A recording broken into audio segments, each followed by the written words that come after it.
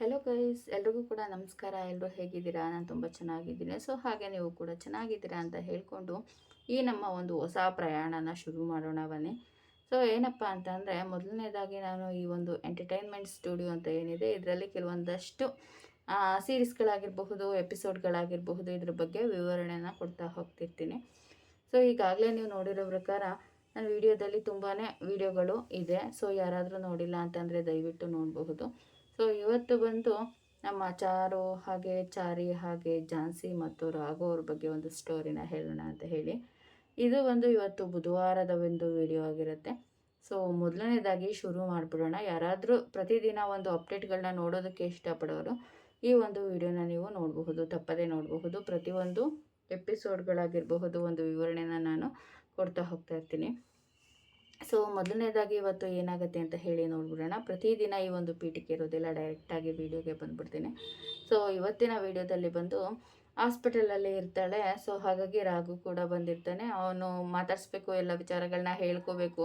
ಇನ್ನು ಮುಂದೆ ನಾವಿಬ್ಬರು ಒಂದಾಗ್ತೀವಿ ಅಂತ ಅಂದ್ಕೊಂಡಿರೋಂತಹ ಟೈಮಲ್ಲಿ ಅವಳಿಗೆ ನೆನಪೆಲ್ಲ ಹೋಗ್ಬಿಟ್ಟಿರುತ್ತೆ. ನೀನು ಯಾರು ಅಂತ ಹೇಳಿ ಕೇಳಿದಾಗ ತುಂಬಾ ಬೇಜಾರು ಮಾಡ್ಕೊಂಡಿರ್ತಾನೆ. ಎಲ್ಲರೂ ಕೂಡ ಡಾಕ್ಟರ್ ಹತ್ರ ಬರ್ತಾರೆ. ಡಾಕ್ಟರ್ ಹತ್ರ ಬಂದುಬಿಟ್ಟು ಏನಾಗಿದೆ ಝಾನ್ಸಿಗೆ ಅಂತ ಹೇಳಿ ಕೇಳುವಂಥ ಸಂದರ್ಭದಲ್ಲಿ ಝಾನ್ಸಿಗೆ ಈಗಾಗಲೇ ನೆನಪೆಲ್ಲ ಹೋಗ್ಬಿಟ್ಟಿದೆ. ಹಾಗಾಗಿ ಅವಳಿಗೆ ನೆನಪಿನ ಶಕ್ತಿ ಇಲ್ಲ, ಆಕ್ಸಿಡೆಂಟ್ ಆಗಿರೋ ಕಾರಣದಿಂದ ಈ ಥರ ಎಲ್ಲ ಆಗಿದೆ ಅಂತ ಹೇಳಿ ಹೇಳ್ತಾರೆ. ಹಾಗಾಗಿ ಆಗಿದ್ರೆ ನೆನಪು ಬರಲ್ವಾ ಅಂತ ಹೇಳಿ ಕೇಳ್ತಾರೆ. ಆ ಒಂದು ಟೈಮಲ್ಲಿ ಡಾಕ್ಟರ್ ಬಂದು ಕೆಲವೊಂದಷ್ಟು ಜನಗಳಿಗೆ ಈ ಒಂದು ಟೈಮಲ್ಲಿ ನೆನಪಿನ ಶಕ್ತಿ ಎಲ್ಲ ಹೋಗಿರುತ್ತೆ. ನೆನಪು ಬರೋದು ತುಂಬಾ ಕಡಿಮೆ ಒಂದು ಸಂದರ್ಭ ಇರುತ್ತೆ. ಕೆಲವರಿಗೆ ಒಂದೇ ದಿನದಲ್ಲಿ ವಾಪಸ್ ಬರುತ್ತೆ. ಕೆಲವೊಂದಷ್ಟು ಜನಗಳಿಗೆ ಒಂದೆರಡು ದಿನ ಆಗಿರಬಹುದು, ಒಂದು ವಾರ, ಒಂದು ತಿಂಗಳು, ಒಂದು ವರ್ಷ ಆಗಿರಬಹುದು. ಆದರೆ ಇನ್ನು ಕೆಲವರಿಗೆ ನೆನಪು ಬರ್ದೇನೆ ಇರಬಹುದು ಅಂತ ಹೇಳಿ ಹೇಳ್ತಾರೆ. ಆ ಒಂದು ಸಂದರ್ಭದಲ್ಲಿ ಎಲ್ರಿಗೂ ತುಂಬಾ ಬೇಜಾರಾಗಿಬಿಡುತ್ತೆ. ಯಾಕೆ ಈ ಥರ ಎಲ್ಲ ಆಗ್ತಾ ಇದೆ ಅಂತ ಹೇಳಿ ತುಂಬಾ ಬೇಜಾರು ಮಾಡಿಕೊಂಡು ಮನೆಯವರೆಲ್ಲರೂ ಇರ್ತಾರೆ. ರಾಘು ಕೂಡ ತುಂಬಾ ಬೇಜಾರು ಮಾಡ್ಕೋತಾನೆ.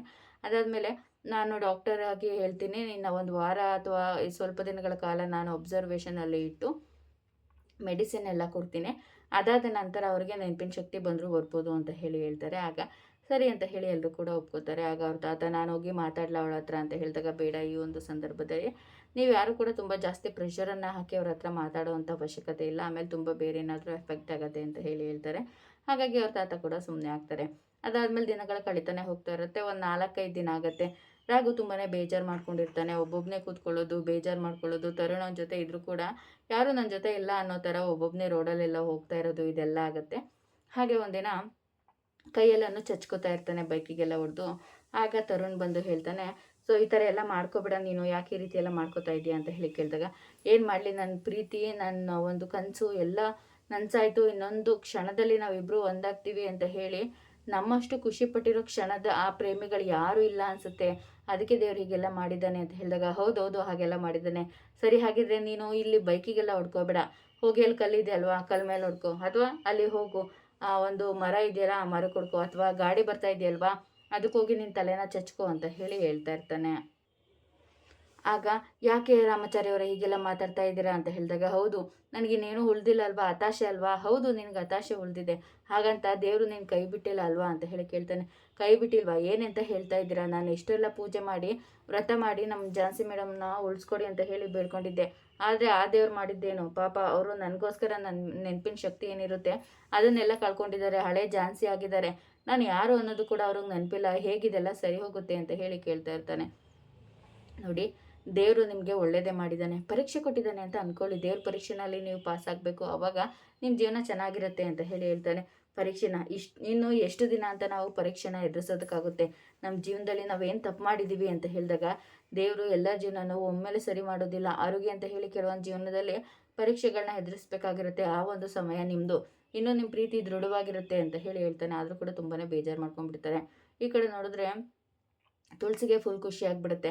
ಇನ್ನು ನನಗೆ ಯಾರ ಪ್ರಾಬ್ಲಮ್ಮು ಇರೋದಿಲ್ಲ, ನಾನಂತೂ ಮನೆಯಲ್ಲಿ ಆರಾಮಾಗಿ ಝಾನ್ಸಿನ ವೆಲ್ಕಮ್ ಮಾಡ್ಕೋತೀನಿ ಅಂತ ಹೇಳಿ ಕೂತಿರ್ತಾರೆ. ಆಗ ಅವ್ರ ಗಂಡ ಬಂದು, ಏನು ತುಳಸಿ ಈ ಥರ ಎಲ್ಲ ಮಾಡ್ತಾ ಇದೆಯಾ? ಝಾನ್ಸಿ ಮನೆಗೆ ಬರೋದಕ್ಕೂ ಮುಂಚೆ ನಾವಿಲ್ಲ ಮನೆಯಿಂದ ಹೊರಡೋಣ ಅಂತಂದರೆ ನೀನೇನು ಆರತಿ ತಟ್ಟೆನ ರೆಡಿ ಮಾಡ್ಕೊಂಡು ಕೂತಿದ್ಯಾ ಅಂತ ಹೇಳಿ ಹೇಳ್ತಾರೆ. ಹೌದು, ನಿಮಗಂತೂ ನಾನು ಏನು ಮಾಡ್ತಾ ಇದ್ದೀನಿ ಅಂತ ಹೇಳಿ ಅರ್ಥ ಆಗೋದಿಲ್ಲ, ಆದರೆ ನನಗೆ ತುಂಬಾ ಚೆನ್ನಾಗಿ ಅರ್ಥ ಆಗುತ್ತೆ. ನಾನು ಏನು ಮಾಡ್ತಾ ಇದ್ದೀನಿ ಅನ್ನೋದು ನನಗೆ ತುಂಬ ಚೆನ್ನಾಗಿ ಗೊತ್ತಿದೆ. ಝಾನ್ಸಿ ಮನೆಗೆ ಬಂದ ತಕ್ಷಣವೇ ಅವಳನ್ನ ಗ್ರ್ಯಾಂಡ್ ವೆಲ್ಕಮ್ ಮಾಡ್ಕೋತೀನಿ. ಗ್ರ್ಯಾಂಡ್ ವೆಲ್ಕಮ್ ಮಾಡ್ಕೋತೀಯಾ? ಅವಳು ಬಂದು ನಿನಗೆ ಆರತಿ ಮಾಡ್ತಾಳೋ ಅಥವಾ ನಿನ್ಗೆ ಮಂಗಳಾರತಿ ಮಾಡಿ ಮನೆಯಿಂದ ಆಚೆ ಆಗ್ತಾಳೋ ನೋಡೋಣ ಅಂತ ಹೇಳಿದಾಗ, ಯಾಕೆ ಹಾಗೆಲ್ಲ ಮಾತಾಡ್ತಾ ಇದ್ದೀರಾ, ಝಾನ್ಸಿಗೆ ಹಳೇದು ಯಾವುದೂ ನೆನಪಿಲ್ಲ. ಹೌದು, ಹಳೇದು ಯಾವುದೂ ನೆನಪಿಲ್ಲ, ಆದರೆ ನೀನು ನೆನ್ಪಿಟ್ಕೊ, ಅವಳಿಗೆ ಹಳೇದು ಯಾವುದೂ ನೆನಪಿಲ್ಲ ಅಂತ ಅಂದಮೇಲೆ ಅವಳು ಹಳೆ ಝಾನ್ಸಿಯಾಗಿ ತುಂಬ ಧೈರ್ಯ ಇರೋವಂಥ ಹೆಂಗಸಾಗಿ ಮನೆಗೆ ಬಂದಿರ್ತಾಳೆ. ಆಗ ಅವಳು ಹೇಗೆ ನೀನು ನಮ್ಮ ಮನೆಯಲ್ಲಿ ಇಟ್ಕೋತಾಳೆ ಅಂತ ಹೇಳಿದಾಗ, ನೀವು ನೆಗೆಟಿವ್ ಆಗಿ ಏನೂ ಯೋಚನೆ ಮಾಡೋದಕ್ಕೆ ಹೋಗಬೇಡಿ, ಎಲ್ಲ ಪಾಸಿಟಿವ್ ಆಗಿ ಯೋಚನೆ ಮಾಡಿ ಅಂತ ಹೇಳ್ತಾರೆ. ಸರಿ ಆಯಿತು ಅಂತ ಹೇಳ್ಬಿಟ್ಟು ಅವಳು ಕೂಡ ಸುಮ್ಮನೆ ಆಗಿರ್ತಾಳೆ. ಅಷ್ಟರಲ್ಲಿ ಝಾನ್ಸಿನ ಮನೆ ಕರ್ಕೊಂಡು ಬರೋದಕ್ಕೆ ಅಂತ ಹೇಳಿ ಅವ್ರ ತಾತ ಎಲ್ಲ ಹೋಗಿರ್ತಾರೆ, ಮನೆ ಕರ್ಕೊಂಡು ಬರ್ತಾರೆ. ಬಂದ ತಕ್ಷಣನೇ, ಝಾನ್ಸಿ ನೀನು ಎಷ್ಟು ದೊಡ್ಡ ಆಘಾತನ ಕಡಿಮೆ ಮಾಡಿಕೊಂಡು ಇಲ್ಲಿಗೆ ಬಂದಿದ್ಯಾ, ಎಷ್ಟು ದೊಡ್ಡ ತೊಂದರೆಯಿಂದ ತಪ್ಪಿಸ್ಕೊಂಡು ಇಲ್ಲಿಗೆ ಬಂದಿದ್ಯಾ, ನಿನ್ಗೆ ಈ ಮನೆಯಲ್ಲಿ ಇನ್ನು ಮುಂದೆ ಒಳ್ಳೇದಾಗಬೇಕು ಅಂತ ಹೇಳ್ಬಿಟ್ಟು ಆರತಿ ಮಾಡೋದಕ್ಕೆ ಹೋಗ್ತಾಳೆ. ಆರತಿ ತಟ್ಟೆನ ತಪ್ಪಂತ ಹಿಟ್ಟು ತೆಗೆದ್ಬಿಟ್ಟು ಎಸ್ದು ಬಿಡ್ತಾಳೆ. ಅದು ಹೋಗಿ ಕೆಳಗಡೆ ಬೀಳುತ್ತೆ. ಆಗ ಏನಾಗಿದೆ ತುಳಸಿ ನಿನಗೆ, ನೀನು ಯಾಕೆ ಈ ಮನೆಗೆ ಬಂದಿದ್ಯಾ, ನಿನ್ನನ್ನು ಮನೆ ಒಳಗಡೆ ಬಿಟ್ಕೊಂಡಿರೋದು ಯಾರು, ಮಲ್ಲಿ ನಿನಗೂ ಕಾಮನ್ ಸೆನ್ಸ್ ಇಲ್ವಾ, ಇವಳು ಈ ಮನೆಗೆ ಬರಬಾರ್ದು ಅಂತ ನಾನು ಹೇಳಿಲ್ವಾ ಅಂತ ಹೇಳ್ತಾಳೆ. ಎಲ್ಲರೂ ಕೂಡ ತುಂಬಾ ಶಾಕಲ್ಲಿರ್ತಾರೆ. ಈ ಕಡೆ ನೋಡಿದ್ರೆ ರಾಘವೇಂದ್ರ ಅವ್ರ ಮನೆಯಲ್ಲಿ ಎಲ್ಲರೂ ಖುಷಿ ಪಡ್ತಾ ಇರ್ತಾರೆ. ಈ ಕಡೆ ರಾಘು ಮನೆ ಕರ್ಕೊಂಡ್ಬರ್ತಾನೆ ಅಂತ ಹೇಳಿ ರಾಘುಗೆ ತುಂಬಾ ಬೇಜಾರಾಗಿರುತ್ತೆ. ಯಾಕೋ ತೋರಣ ನನ್ನ ಲೈಫಲ್ಲಿ ಹಿಂಗೆಲ್ಲ ಆಗ್ತಾ ಇದೆ, ಝಾನ್ಸಿ ಮೇಡಮ್ ನನ್ನ ಜೊತೆ ಇನ್ನೇನು ಮನೆಗೆ ಬರ್ತಾರೆ ಅಂತ ಅಂದ್ಕೊಂಡಿದ್ದೆ, ಆದರೆ ಇಷ್ಟೆಲ್ಲ ಆಗುತ್ತೆ ಅಂತ ಹೇಳಿ ನನಗೆ ಗೊತ್ತಿರಲಿಲ್ಲ ಕಣೋ ಅಂತ ಹೇಳಿದಾಗ, ನೋಡು ನೀನೇನು ಬೇಜಾರು ಮಾಡ್ಕೋಬೇಡ, ಝಾನ್ಸಿ ಮೇಡಮ್ಗೆ ನೆನಪಿನ ಶಕ್ತಿ ಬಂದೇ ಬರುತ್ತೆ, ಆಗ ಅವರು ನಮ್ಮ ಮನೆಗೆ ಬಂದೇ ಬರ್ತಾರೆ, ಅಲ್ಲಿವರೆಗೂ ನೀನು ಎಲ್ಲದನ್ನು ಸಹಿಸ್ಕೊಂಡಿರು ಅಂತ ಹೇಳ್ತಾನೆ. ಸರಿ ಆಯಿತು ಅಂತ ಹೇಳಿ ಅವರಿಬ್ಬರು ಮನೆಗೆ ಬರ್ತಾರೆ. ಮನೆಯಲ್ಲಿ ಇವರೆಲ್ಲರೂ ಕೂಡ ಫುಲ್ ಖುಷಿಯಾಗಿ ಆರತಿ ಮಾಡಿ ಮನೆ ಕರ್ಕೊಳ್ಳೋಣ ಅಂತ ಹೇಳಿ ಬರ್ತಾರೆ. ಅದೇ ಟೈಮಿಗೆ ಸರಿ ಆಯಿತು, ನಾನೆಲ್ಲ ಆರತಿ ತಟ್ಟೆನ ರೆಡಿ ಮಾಡ್ಕೊತೀನಿ ಅಂತ ಹೇಳಿ ಹೋಗ್ತಾ ಇರ್ತಾರೆ. ಸಂಗೀತ ಎಷ್ಟೊತ್ತಿಗೆ ಅಂತ ಹೇಳಿದೆ ನಾನು, ಅವ್ರು ಬರ್ತಾರೆ ಅಂತ ಹೇಳಿ, ಮಗಸೆ ಮನೆಗೆ ಬಂದಿದ್ದಾರೆ, ಕಾಯಿಸ್ಬಾರ್ದು, ಆರತಿ ತಟ್ಟೆ ರೆಡಿ ಮಾಡ್ಕೊ ಅಂದರೂ ಮಾಡ್ಕೊಂಡಿಲ್ವಲ್ಲ ನೀನು, ಹೋಗು ಬೇಗ ತೊಗೊಂಡು ಬಾ ಅಂತ ಹೇಳ್ತಾರೆ. ಸರಿ ಆಯಿತು ಅಂತ ಹೇಳಿ ಅವಳು ತೊಗೊಂಡು ಬರೋದಕ್ಕೆ ಹೋಗ್ತಾಳೆ. ಎಲ್ಲರೂ ಕೂಡ ಮನೆಯವ್ರ ಕಡೆ ಬಂದು ನಿಂತ್ಕೋತಾರೆ. ಸಂಗೀತನ ಬರ್ತಾಳೆ. ಅವಳು ಇಲ್ಲಿಗೆ ಬಂದಿಲ್ಲದೆ ಇರೋದನ್ನು ನೋಡಿ ತುಂಬಾ ಶಾಕ್ ಆಗಿಬಿಡುತ್ತೆ. ಯಾಕೋ ಝಾನ್ಸಿನ ಕರ್ಕೊಂಡು ಬಂದಿಲ್ಲ, ನಮ್ಮ ಮನೆ ಸೊಸೆ ಕಣೋ ಅವಳು, ಯಾಕೋ ಕರ್ಕೊಂಡು ಬಂದಿಲ್ಲ, ಯಾಕೆ ಅವ್ರ ತಾತ ಏನಾದರೂ ಬೇಡ ಅಂತ ಅಂತ ಹೇಳಿದಾಗ, ಅಯ್ಯೋ ಹಾಗೆಲ್ಲ ಏನೂ ಇಲ್ಲ ಅಂತ ಹೇಳ್ತಾರೆ. ಹಾಗೆಲ್ಲ ಏನೂ ಇಲ್ಲ ಅಂತ ಅಂದಮೇಲೆ ಅವಳನ್ನ ಯಾಕೆ ನೀನು ಮನೆ ಕರ್ಕೊಂಡು ಬಂದಿಲ್ಲ, ಅವಳು ಏನಾದರೂ ಬರಲ್ಲ ಅಂತ ಹೇಳಿದ್ಲಾ, ಅಥವಾ ಡೈವರ್ಸ್ ಆಗಿದೆ, ಡೈವರ್ಸ್ ಪೇಪರಿಗೆ ಸೈನ್ ಮಾಡಿಸ್ತೀವಿ ಅಂತ ಹೇಳ್ಬಿಟ್ಲಾ ಅಂತ ಹೇಳಿದಾಗ, ನೋಡು ಅವಳು ಡೈವರ್ಸ್ ಪೇಪರಿಗೆ ಸೈನ್ ಮಾಡಿದ್ರು ಅಷ್ಟೇ, ಬಿಟ್ಟರು ಅಷ್ಟೇ ಕಣೋ, ಡೈವರ್ಸ್ ಪೇಪರು ಅನ್ನೋದು ಅದೊಂದು ಪೇಪರ್ ಅಷ್ಟೇ, ನೀವಿಬ್ರು ಗಂಡ ಹೆಂಡತಿ ಅನ್ನೋದು ನಿಮ್ಮ ಮನಸ್ಸಲ್ಲಿದೆ ಅಲ್ವಾ, ಅದೇನು ತೊಂದರೆನೂ ಆಗೋದಿಲ್ಲ, ಹೋಗಿ ಕರ್ಕೊಂಡು ಬಾ. ತರುಣ ಒಂದು ಆಟೋ ಮಾಡು, ನಾನು ಮತ್ತು ಅಮ್ಮ ಇಬ್ಬರು ಕೂಡ ಬರ್ತೀವಿ, ಅದು ಹೇಗೆ ನಾವು ಝಾನ್ಸಿನ ಕಳಿಸೋದಿಲ್ಲ ಅಂತ ನಾನು ನೋಡ್ತೀನಿ, ಆ ಮುತ್ಕನ್ನ ಕೇಳ್ತೀನಿ ಅಂತ ಹೇಳಿದಾಗ, ತೊಂದರೆ ಆಗಿರೋದು ಆ ತಾತನಿಂದ ಅಲ್ಲ, ಝಾನ್ಸಿಯಿಂದನೇ ಈ ಮನೆಗೆ ಬರೋದಕ್ಕಾಗೋದಿಲ್ಲ ಅನ್ನೋ ಮಾತು ಬಂದಿದ್ದು ಅಂತ ಹೇಳಿದಾಗ, ಏನೋ ಝಾನ್ಸಿ ಈ ಮನೆಗೆ ಬರಲ್ಲ ಅಂತ ಹೇಳಿದ್ಲ, ಯಾಕೋ ಅಂತ ಹೇಳಿ ಎಲ್ಲರೂ ಕೂಡ ತುಂಬಾ ಶಾಕ್ ಆಗಿಬಿಡ್ತಾರೆ. ಈ ಕಡೆ ಝಾನ್ಸಿ ಮನೆಗೆ ಬರ್ತಾಳೆ. ಆಗ ಏನಾಗಿದೆ, ಇವ್ರನ್ನ ಯಾಕೆ ಇಲ್ಲಿಗೆ ಸೇರಿಸ್ಕೊಂಡಿದ್ದೀರಾ, ಇವ್ರು ಎಂಥವ್ರು ಅಂತ ಗೊತ್ತಿದ್ದು ಇಷ್ಟೆಲ್ಲ ನಾಟಕ ಮಾಡ್ತಾಯಿದ್ರು, ಮನೆ ಒಳಗಡೆ ಸೇರಿಸ್ಕೊಂಡಿದ್ದೀರಾ ಅಂತ ಹೇಳಿ ತುಳಸಿಗೆ ಬೈತಾ ಇರ್ತಾಳೆ. ಝಾನ್ಸಿ ಸಮಾಧಾನದಿಂದ ತಾಳ್ಮೆಯಿಂದ ನನ್ನ ಮಾತನ್ನು ಕೇಳು, ತುಳಸಿ ಮನೆಯಲ್ಲಿ ತುಂಬ ದಿನದಿಂದ ಇದ್ದಾಳಮ್ಮ ಅಂತ ಹೇಳ್ತಾರೆ. ಏನು ತಾತ ಹೇಳ್ತಾ ಇದ್ದೀರಾ, ಇವರನ್ನ ನೀವು ಮನೆ ಒಳಗಡೆ ಸೇರಿಸ್ಕೊಂಡಿದ್ದೀರಾ, ನಾನಲ್ಲಮ್ಮ ನೀನೇ ಸೇರಿಸ್ಕೊಂಡಿರೋದು, ಏನೋ ನಾನು ಇವರನ್ನ ಮನೆ ಒಳಗಡೆ ಸೇರಿಸ್ಕೊಂಡಿದ್ದೀನ, ಚಾನ್ಸೇ ಇಲ್ಲ, ಏನು ಹೇಳ್ತಾ ಇದ್ದೀರಾ ನೀವು ಅಂತ ಹೇಳಿದಾಗ, ನೋಡು ಝಾನ್ಸಿ ಈಗಾಗಲೇ ನಿನಗೆ ತುಂಬ ನೆನಪುಗಳು ಹೋಗಿದೆ ಅಂತ ಹೇಳಿದಾಗ, ಇವತ್ತು ಡೇಟ್ ಎಷ್ಟು ಅಂತ ಹೇಳ್ತಾರೆ. ಮಾರ್ಚ್ 24 ಅಂತ ಹೇಳ್ತಾಳೆ. ಏನೋ ಮಾರ್ಚ್ 24 ಇವತ್ತಿನ ದಿನ ಸರಿಯಾಗೇ ಇದೆ, ಆದರೆ ತಿಂಗಳು ಬದಲಾಗಿದೆ ಅಂತ ಹೇಳ್ತಾರೆ. ಏನು ಹೇಳ್ತಾ ಇದ್ದೀರಾ ತಾತ ಅಂತ ಹೇಳಿದಾಗ, ಹೌದಮ್ಮ ಇವತ್ತು ನವೆಂಬರ್ 24 ಅಂತ ಹೇಳ್ತಾರೆ. ಏನು ತಾತ ನವೆಂಬರ್ 24 ಹೇಗೆ ಸಾಧ್ಯ ಅಂತ ಹೇಳಿದಾಗ, ಹೌದಮ್ಮ ನೀನು ತುಂಬ ನೆನಪಿನ ಶಕ್ತಿನ ಕಳ್ಕೊಂಡ್ಬಿಟ್ಟಿದ್ದೀಯ, ನೀನಿವಾಗ ಏನೇ ನೆನಪಿನ ಶಕ್ತಿ ಬರಬೇಕು ಅಂತ ಅಂದರೂ ಕೂಡ ನಿಂಗೆ ಹಳೇದೆಲ್ಲ ನೆನಪಾಗಬೇಕು ಅಂತ ಹೇಳ್ತಾರೆ.